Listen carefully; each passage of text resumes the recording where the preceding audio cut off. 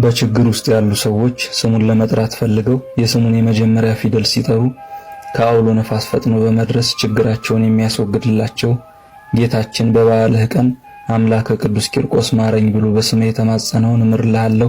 ያንተና የእናትህ ቅዱስ ስዕል በተሳለበት ስምህ በተጠራበት ቤተ ክርስቲያንህ በታነጸበት የገድልህ መጽሐፍ ባለበት የሕፃናት ሞት፣ የከብቶች እልቂት፣ ድርቅ፣ አባር፣ ቸነፈር አይሆንም። ስምህን የጠራ መታሰቢያን ያደረገ እስከ 25 ትውልድ ድረስ እምርልሃለሁ።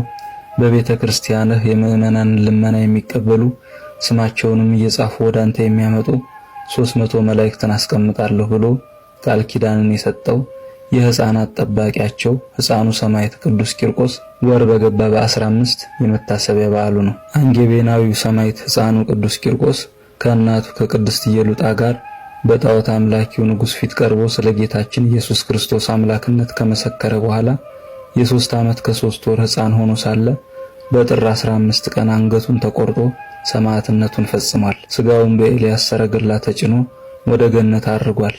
ጌታችንም በ144,000 የቤተልሔም ሕፃናት ላይ የሕፃናቱ አለቃ አድርጎ ሾሞታል።